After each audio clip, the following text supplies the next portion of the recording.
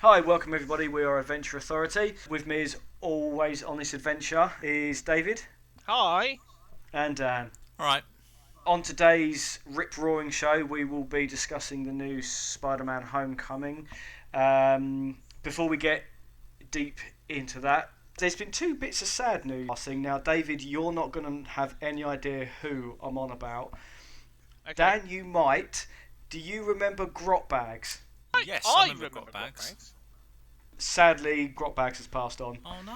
Oh wow. Now, obviously, she's not been doing much that I know of since, but that is one of the bits of news that when you hear it, your sort of childhood inside you cries a little bit because she was awesome. It's one of those things I can't remember that well, but yeah, I remember liking that as a kid. Yeah, that's quite sad. That's sad. Yeah. So, David, was you aware of Grot Bags? It was in the 91 to 93. So yeah, I remember seeing it. I'm sure it's the 80s. I was pretty sure she was the 80s as well. You might have seen did it reruns. You weren't cool like me and Dan. We were there in the beginning. Grot Bags was a children's TV. Wait, it was fictional? I have to She reassess was with a like few Rod things Hull and Yeah, 91 to 93. It's around. I watched it.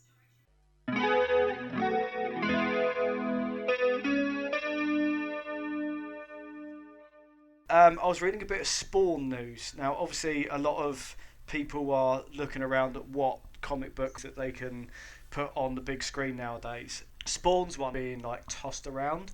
It might come back, but the owner of it, Todd McFarlane, said this quote: "So I'm going. I'm not selling it, but if you want to see the rough draft, I'll send it to you. But just so everybody knows, I write, produce, direct, non-negotiable." What a twat. Yeah. That's not going to happen. That's kind of what I think. Happen. No one's going to throw money at someone who, as far as I can see, hasn't made a film before. I mean, it's Has he not made a movie at all? Not that I know of. I mean, yeah, I'm not a big Todd McFarlane fan. I don't like Spawn. I've never really liked that comic book, really. It's just not been my thing. I also think he's a bit of a...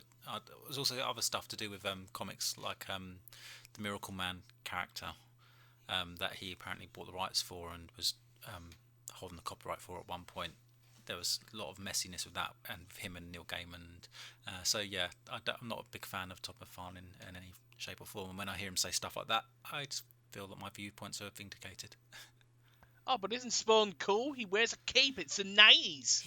Spawn's is one of those comics where like it's gritty, it's dark, it's very dark. beautiful. It's a dark comic. It's so dark. I like it's so black skulls. and dark. Yeah, I like And skulls. murder. Yes. And violence. Yeah. I'm so It's just from that edgy. grim '90s era of comic books where everything was where everything was gritty and edgy. Yeah.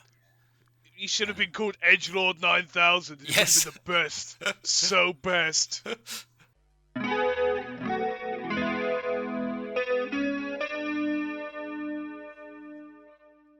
Every bad film that I've ever watched, there is a running theme that there's one person who is in complete control. Like things like Tommy Wiseau's The Room. yeah, Tom Wiseau, Howling 7. Like the guy who was in charge of that disaster, he was the writer, producer, director, the accountant, and all manner of stuff like that. I mean, after and Howling show. 1, 2, 3, 4, and 5, and 6, how could you mess that up? You know, that's like a perfect series of movies, and then number 7 come along and just absolutely ruined it. You know, no one's going to forget those other 6 movies, but you know, they're tarnished by the memory of Howling 7, of course. They were timeless, but now they're stuck in time. I mean, but hold on. Charlie Chaplin wrote and directed his own, all of his films, and you know, just because it just means you're writer and director doesn't mean the film's going to be bad. No. I mean, especially with the auteur theory, like these films are products of solo individuals. I always dispute that I've got same. a problem with the auteur theory in general, is that it puts too much emphasis on the individual. When it's it negates the fact that so many people have their hand in the film making process. I mean, you can have a guy who has the larger creative vision over all of it in terms of directing and the script and what he gets out of the actors, but it's still each individual person involved. Each individual actor gives their own performance. Each individual person puts something in of themselves, and so like you know with a different team, the film could end up looking very different and not being as good. So that's why I've got a general problem with the auteur theory. I would agree, but I would say that the Star Wars prequels were fully down to me, to George Lucas. I decided I chose everything. I chose every single thing. So Lay off George, man. George, he's like, I will always defend George. He's done more for film than probably anyone else. Georgie Porgy is great, and I think he's probably redeemed himself in more recent years by not making any movies.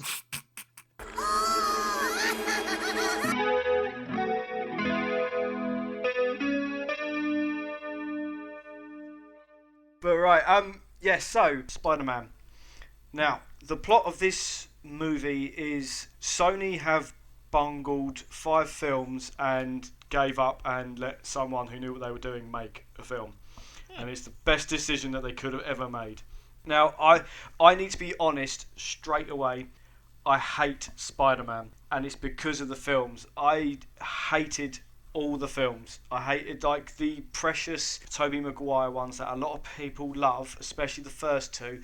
I hated, absolutely hated. So when they were saying Marvel were gonna take over and make this film, I'm like, well, I trust you guys because you've made some good films, but I don't give a shit. I really don't.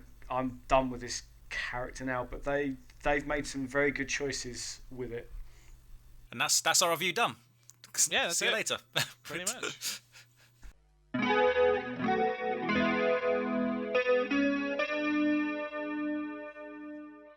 So, Spider-Man: Homecoming. Mm-hmm. So, are we all agreed that we all loved it? We all I thought thought it it was was good. actually the toilet. I Right. didn't enjoy it, so. Okay, fair play. Explain why, Dan. I'm speaking from a bizarro dimension at the moment, where I'm saying things opposite to what they actually mean. No, of course, That's the a film's comic brilliant. thing. It was a brilliant movie. I really enjoyed Spider-Man: Homecoming. Definitely. So, do you think it was the right decision to give it back to I think they Marvel should then? give all the Marvel superhero films back to Marvel. I think they should give all superhero films ever to Marvel. I think DC should give their superhero films to Marvel to make the movies. Oh, right. Because they seem to know what they're doing when it comes to just producing good films. And like in terms of good action adventure movies, I mean, these films aren't groundbreaking for the most part, but they are very. They do seem to produce consistently great films. I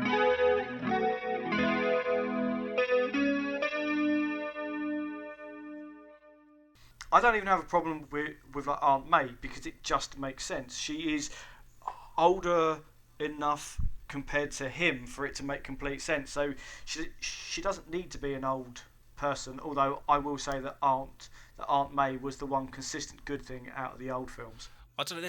There's something.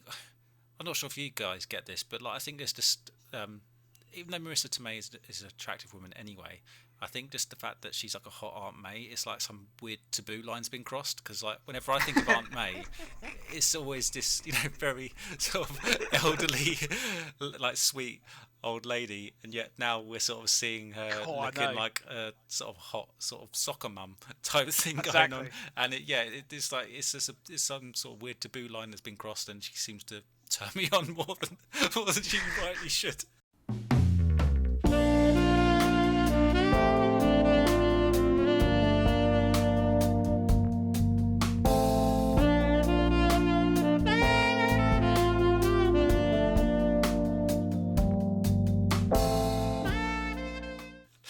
No. I mean, she was always hot. We always thought Aunt May was probably the hottest character. Maybe it's Core, look at that blouse. Yeah, it's. But I mean, it's like some Freudian thing. It's uncovered.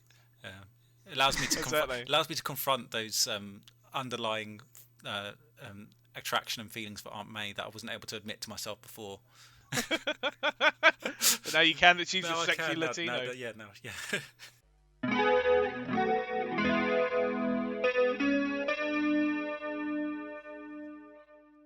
There's not much more we can go into without spoiling it, so we'll just wrap up by saying I recommend you go see this film as soon as you Most can. definitely. So Absolutely.